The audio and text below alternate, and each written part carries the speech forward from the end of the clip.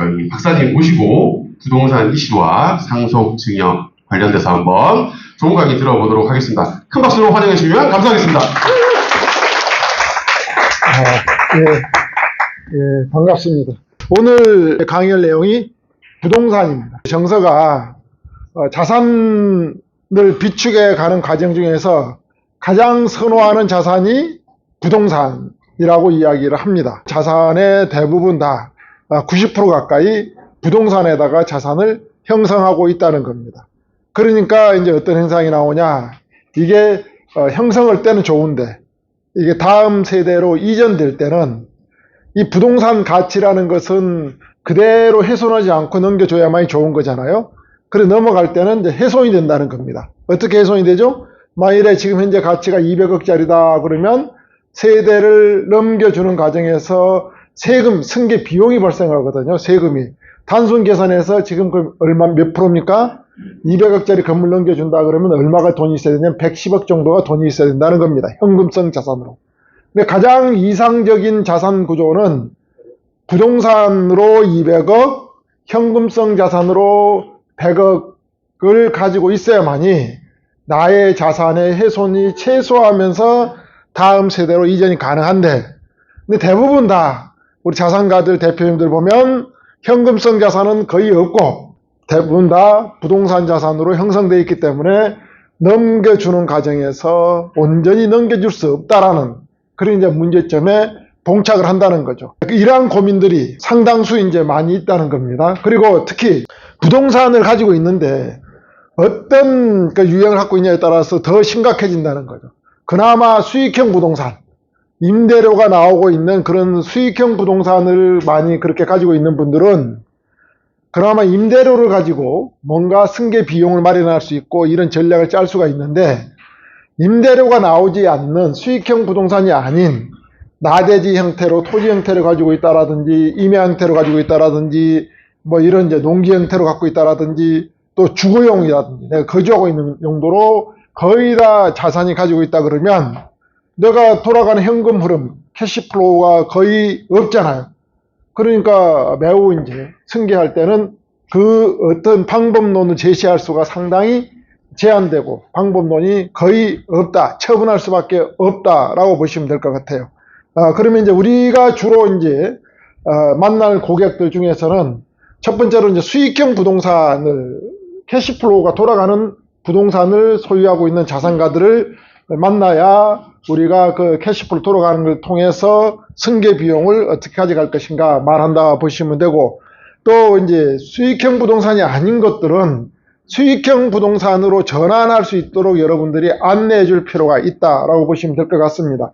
그래서 오늘은 이제 부동산에 대해서 상속 증여 전략을 어떻게 가져갈 것인지에 대해서 이제 말씀드릴 거고요.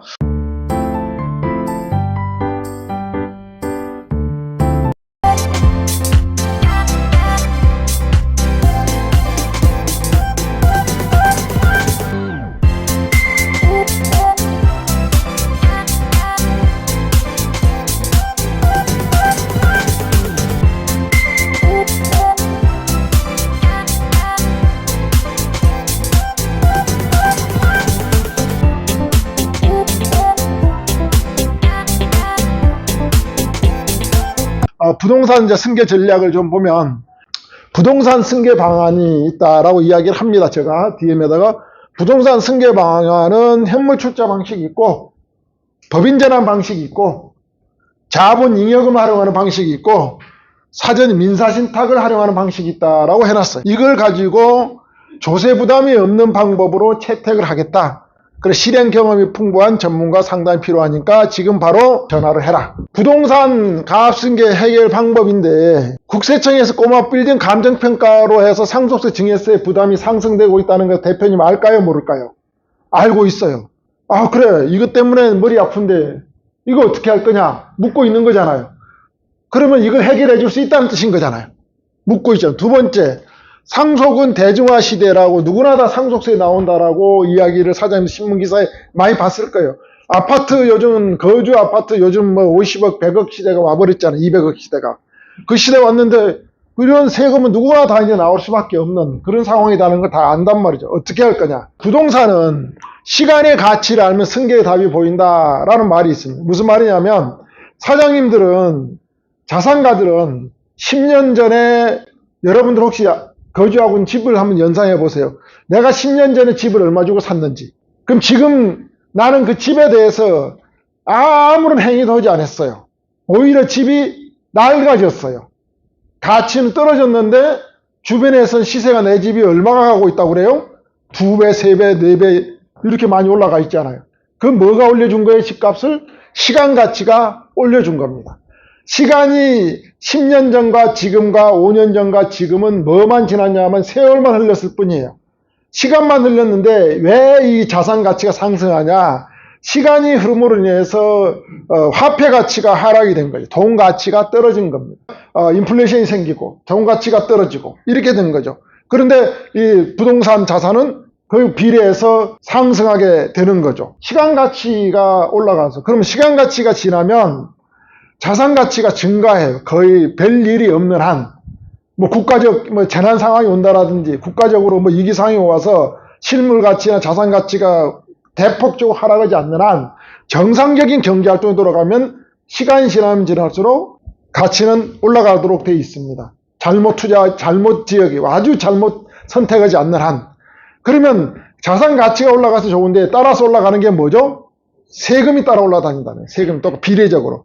만일에 내가 부동산을 취득할 단계에 자녀 명의로 취득해서 10년 전에 가지고 있었다 그러면 어떻게 될까요? 증가가 했죠. 자산 가치는 증가했지만 내가 자녀한테 넘겨줌으로 인해서 세금은 나옵니까? 안 나옵니까? 안 나오죠. 이게 뭐냐면 합리적 투자와 합리적 절세 전략 중에 기본 골격인 겁니다. 자녀가 투자하면 좋은데 자녀가 돈이 없습니다. 자녀가 돈이 없을 때는 어떻게 해야 될까요? 자녀한테 자금 출처를 만들어줘야 되겠죠. 자금 출처를 만드는 방법이 뭐가 있을까요? 자녀한테 직접 증여해주거나 자녀가 소득활동하거나 그렇게 되면 또 세금 너무 많이 나오니까 어떻게 한다고 그래? 이제 법인을 만들어서 법인에다가 아버지의 자금을 넣어줘서 그 돈 가지고 부동산을 취득하게 해주면 자산가치 증가분은 오로지 자녀가 다 가져가고 세금은 거의 다 면제를 받고 이런 방법들이 있다고 이제 이야기를 하고 있지 않습니까? 그런 내용들 이제 강의 지금 내용이 들어갈 거고요. 취득 단계부터 그렇게 하면 좋은데 이미 내가 취득해놨다 이거죠. 이미 내가 취득해놓으면 어떻게 될까요? 지금 내가 자산이 취득해놓고 있으면 이 자산을 지금 주는 게 자녀한테 증여라는 주는 게 좋을까요? 5년 전, 10년 전에 증여를 했다면 그게 더 낮은 세금이었을까요? 5년 전, 10년 전에 증여를 했다 그러면 그게 더 훨씬 낮은 세금으로 증여가 일어난 거죠. 그럼 5년 전, 10년 전에 자산이 이전됐다 그러면 그때 당시 가격으로 세금을 냈을지언정 지금 가격, 증가분에 대해서는 세금이 있습니까? 없습니까? 없다는 거죠. 그 증가분을 누가 가져간다? 자녀가 다 가져간다. 그게 바로 뭐냐면 시간의 가치를 알면 승계의 답이 보인다. 그래서 자산은 빨리 주면 좋다고 그래요? 늦게 줘야 좋다고 그래요? 세금 측면에서는 빨리 주면 좋다는 거죠. 그런데 빨리만 줘서는 안 되는 이유가 있죠. 자녀들한테 빨리 줬을 때 자녀들이 그 자산을 온전히 잘 지킬 수 있을 때 줘야 되는 건데 빨리 줬는데 세금 때문에 자녀들이 그 자산을 잘 못 지켜 훼손 가능성이 있다라는 게. 두 번째로는 내가 자산을 줬는데 나는 선의를 줬어 자녀한테. 그럼 자녀가 아버지를 물주로만 본 거야. 물질주의로. 그래 아버지가 물질을 넘겨줬으니까 아버지에 대해서 존경심이라든지 이런 게 전혀 존재하지 않아요 자녀가. 그러니까 아버지를 이제 아버지로 안 보는 현상들이 나타난다는 거죠. 그런 뉴스 많이 나오고 있잖아요. 그러니까 어떻게 될까요? 내가 세금 때문에는 부동산 승계 자녀 줘야 되겠는데 그런데 반대로 그런 지금 좀 전에 말했던 훼손 가능성 자녀가 또 나의 안정성에 관한 미래의 안정성에 대한 투명성이 떨어지기 때문에 못 준다는 거죠. 세금과 나의 안정성과 자녀의 훼손 가능성을 같이 아우러서 통합해서 컨설팅에 넘겨줘야 되겠죠. 그런 내용들이 여기에 이제 오늘 나온다는 겁니다. 세금을 알려 그러면 부동산에 대해 세금을 알려 그러면 이전할 때는 이제 부동산에 관계된 거 이전할 때는 무슨 세금이 주냐면 내가 살아있을 때 자녀한테 이전해 줄 때는 무슨 세금이에요? 증여세. 사망하고 줄 때는 무슨 세금? 상속세. 부동산에 이제 자산 이전됨으로 발생하는 상속세 및 증여세라는 거죠. 그리고 취득한 사람, 그 취득한 사람은 무슨 세금을 내줘야 되죠? 취득세가 세금이 따라요. 그런데 내가 무상으로 주지 않고 뭘로 줬다 그래요? 파는 경우가 있겠죠. 유상으로 돈 받고 주는 경우에는 내가 세금 내는 주체가 내가 되는 거예요. 아까 무상으로 줬을 때는 누가 세금이 되는 거죠? 자녀가 받은 사람이 상속세 및 증여세를 내는 거고, 내가 아버지가 만일에 팔았다 그러면 자녀는 자금 출처, 매수 대금을 아버지한테 입금해 줘야 되고, 그 세금은 누가 내는 거예요? 아버지가 차익에 대해서 소득세를 내는 거죠. 양도소득세를. 그래서 총 부동산에 대한 세금은 소득세, 양도소득세, 상속세 및 증여세, 취득세, 이게 이제 기본적으로 따라다니는 세목이다라고 보시면 될 것 같습니다. 그럼 여기서 상속세 및 증여세를 이해해. 그리고 이게 가격이 아버지와 자녀 사이에 거래할 때는 이게 무슨 사이냐면 남남이 아니죠. 무슨 사이라 그래? 그걸 보고 우리가 특수관계자라고 그러죠. 특수관계자 사이에서는 시가로 주고받아야 돼. 시가로 주고받지 않으면 그게 시가보다 낮은 가격으로 주거나 또 높은 가격으로 주거나 했을 때 이득을 본 사람한테 세금을 부과하거든요. 증여세로. 그러니까 시가의 개념이 매우 중요해요. 그래서 이 부동산, 자산이 있다. 이 지금 현재 우리가 이 강의 듣고 있는 그랑서울의 이 건물 가격이 얼마냐 정하는 게 매우 중요해요. 그래서 그거 보고 과세가액이라고 그러죠. 이 과세가액이 결정되고 나면 그 다음에 세금이 얼마냐가 정해진 거죠. 그러면 뭔가 자산 이전하려고 그러면 가장 먼저 특수관계자 사이에서 이전할 때는 뭐부터 결정해야 돼요? 얼마에 줄 거냐부터 결정해야 돼요. 그 얼마에 줄 거냐 가는 내용이 지금 이 내용이에요. 시가가 있으면 좋은데 대부분 다 시가가 없는 경우가 많아요. 사고 팔아야만 시가가 형성되는데 사고 판 그런 사례도 없고 그래서 시가가 없는 경우에는 공시가격으로 하도록 돼 있어요. 공시가격. 보충적 평가방 공시가격. 그 토지 건물을 공시가격. 그래서 국토부에서 매년 개별 공시가격을 발표를 하죠. 공시가격이 없는 경우에는 비주거용 부동산의 계산방 국세청에서 건물 기준 시가 계산 방법 고시를 합니다. 여기에 따라서 계산하도록 돼 있어요. 이걸 보고 이제 공시가격이 있는 경우와 없는 경우에 대해서 기준점이 있다는 거죠. 법률에가. 거기다가 이제 임대차 계약, 임대를 주고 있는 경우에는 임대차 계약식 임대료 환산가액. 그래서 공시가격, 임대료 환산가액을 가지고 그 중에 높은 가격으로 시가를 정하도록 되어 있습니다. 저당권이 있는 경우가 있어요. 뭐냐, 대출을 받았다. 이거 대출을 받아 담보권이 설정돼 있어요. 그러면 공시지가, 이제 임대료 환산가에 저당권 설정 금액과 비교를 해서 가장 높은 가격이 과세가액이 된다. 시가가 없는 경우에. 이게 이제 보충적 평가 방법이에요.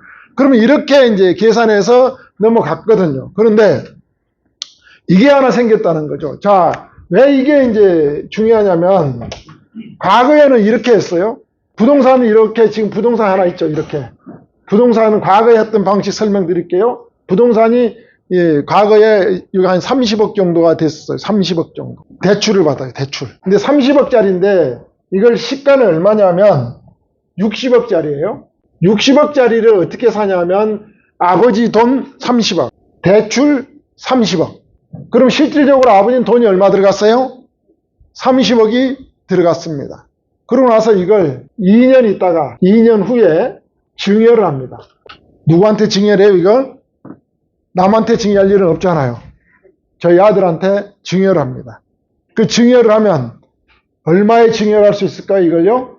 얼마에 증여가 가능할까요? 지금 제가 설명하고 왔어요. 시가가 없잖아요. 2년 지나버렸으니까. 얼마로 가냐면 공시지가로 가는 거예요. 이 공시지가를 계산해 봤더니 28억이에요, 이게. 그러면 얼마, 증여가액이 얼마가 되는 거예요? 28억이죠. 과세가액이. 근데 대출이 얼마가 있어요? 30억 있잖아요. 과세가액이 얼마예요? 빵이에요. 제로가 된 거죠. 세금이 있어요, 없어요? 넘겨줄 때? 없죠. 세금 없이 자녀가 결국은 얼마짜리를 받은 거예요? 60억짜리를 받게 되는 경우 수가 나오게 된 겁니다. 그러고 있다가 아들은 그냥 받아서 지고 있다가 나중에 건물 가격이 150억 정도 올라가면 처분하면 되는 거예요. 그럼 자녀는 150억 받아서 처분하고 뭐만 갚아주면 됩니까? 30억 대출만 갚아주면 되겠죠. 부담 증여 방식으로. 이게 가능했어요. 그래서 꼬마 빌딩 가격이 한 5, 6년 전에 급격하게 상승을 합니다. 왜 그랬을까요? 이거 해주려고, 자녀들한테. 이게 이제 가능한 구조였어요. 그럼 얘는 아무 짓도 안 하고 있는데 이제 280억 가치가 올라왔는데 지금 대출 거기는 한 약 25억 정도 있거든요. 25억을 빼고 나면 이걸 팔라고 그럴까 안 팔라고 그럴까요? 이제 30이 넘었으니까. 팔라고 하겠죠. 지금 팔 수 있을까요? 없을까요? 이거. 제가 못 팔게 묶어놨죠. 네. 그 이야기도 나갈 거예요. 이거 줬는데 지 명의는 돼 있지만 지가 못 파는 거예요. 그래서 이렇게 이제 했어요. 그러니까 국세청에서 가만 보니까 이런 유로 가니까 국세청에서 이게 잡아야 되겠죠. 그래서 등장한 법이 요 법입니다. 평가기간이라는 게 있어요. 평가기간. 이걸로 설명드릴게요. 여기 평가기간이라는 게 있었는데 이 평가기간 내에 매매 사례 가액이라든지 알 수가 없으면 보충적 평가 방법을 한다고 그랬어요. 그런데 이 기간 내에 지금 없고 그럼 평가 기준일이 5월 1일 날 증여를 한다 그러면 앞으로 마이너스 6개월 해야 되니까 작년 11월부터 플러스 3개월. 그럼 언제예요? 5월이라 그러면 8월. 그러니까 올해 한다 그러면 8월과 작년 11월 사이에 매매 가격을 시가를 알 수 없는 상황이 나왔다 이거죠. 그때는 뭘로 간다고요? 보충적 평가 방법으로 갑니다. 이 기간, 매매 사례 가격을 알 수 없는 평가 기간 내에 알 수가 없으면 뭘로 간다고요? 이게 보충적 평가 방법으로 공시기업가로 가서 넘겨줘야 돼요. 그럼 이렇게 갔을 경우에 외적으로 국세청에서 무엇을 뒀냐면 아까 제가 2년을 경과된다고 그랬어요. 그니 매매 사례 가격은 기준일로 마이너스 6 플러스 3이잖아요. 6, 3인데 왜 2년을 제가 기다렸을까요? 국세청에서 외적으로 이 평가기간 2년 전에 시가가 있었으면 외적으로 이 가격을 끌고 와서 과세할 수 있는 외 규정이 있었다는 거죠. 그러니까 이 외 규정마저도 빠져나가려고 2년을 완벽하게 지난 거죠. 그러니까 뭐죠? 과거에 있었던 일이 지나버리면 과거에 대해서는 묻지 않는다는 거죠. 그러니까 이 기간 동안만 지나면 새로운 지표가, 과세가액 지표가 열려서 증여가 가능한 거죠. 그러니까 가능했어요. 그러니까 이거 이렇게 많이 하니까 국세청에서 2019년도에 법을 하나 좀 보강을 합니다. 이때도 중요하지만 이거 그대로 두고 예종항 여기가 외1이었어요. 외1. 외2를 정합니다. 외2를 뭐로 정하냐면 요거예요. 증여세는 평가 기준으로부터 증여일로부터 3개월 이내에 신고하도록 되어 있거든요. 신고기한이라고 그래요. 신고기한인데 신고를 하고 나면 부가가세 제도에 의해서 이 세금이 맞는지 안 맞는지를 확인해서 결정해주는 제도가 있다. 그 부가가세 제도로 제가 강의를 하고 왔어요. 그때 이 증여는 6개월 이내에, 상속은 9개월 이내에 결정을 해줘야 돼요. 그걸 보고 법정 결정 기한이라고 그래요. 이때는 누구 시간이냐면 국세청 시간이죠. 이때 이제 국세청에서 외투를 해서 결정 기한 이 기간 내에 이게 가격이 60억짜리일 것 같은데 30억에 신고를 들어왔네? 이거 매매 가격과 너무 현격한 차이가 나고 세금을 적게 낼 경우로 신고가 됐네? 라고 판단이 되면 무엇을 한다고? 여기서 이 기간 내에 감정을 의뢰를 해서 감정평가에 감정을 해서 감정가액으로 가버린다는 거죠. 이 기간 동안에 뭐를 할 수 있다는 거예요? 낮게 신고하는 것을 다 적출해낼 수 있다라고 보시면 될 것 같아요. 그럼 지금 좀 전에 제가 이야기했던 자녀들한테 증여할 수 있는 2년 기간 지나고 증여할 수 있는 방법이 있어요, 없어요? 없어진 거죠. 네. 그래서 관련 법 테두리 내서 합법적으로 잘 들여다보면 법을 어기지 않으면서도 자산 승계를 해줄 수 있는 방법들이 많이 있었다. 그래서 제가 서두에 뭐라 그랬습니까? 부동산을 취득할 때 자녀로 해주면 좋습니까? 내가 하면 좋습니까? 물어봤고, 증여를 빨리 하면 좋습니까? 뒤에 하면 좋습니까? 물어봤죠. 지금도 이제 증여할 수 있는 여러 가지 좋은 절세 전략들이 있는데, 이거 세법이 지금 제가 소개한 것처럼 바뀌어버리면 할 수 있어요, 없어요? 못 한다는 거죠. 이게 바로 뭐냐면 감정평가에 관한 사업이다. 감정평가에 관한 사업이 이렇게 생겨서 부동산에 대해서는 감정평가를 통해서 시가를 확정할 수 있는 길이, 세금을 부과할 수 있는 길이 열렸다. 그럼 어떤 부동산에 대해서 감정평가를 할 수 있냐? 감정평가에는 이게 모두 다 하는 건 아닙니다. 모두 다 하는 건 아니고 국세청에서 해야 되겠다라고 판단되는 거에 대해서만 한다는 겁니다. 판단 영역이 중요하죠. 어떤 기준으로 판단하느냐? 대상은 뭐냐? 상속세 및 증여세가 부과되는 부동산이에요.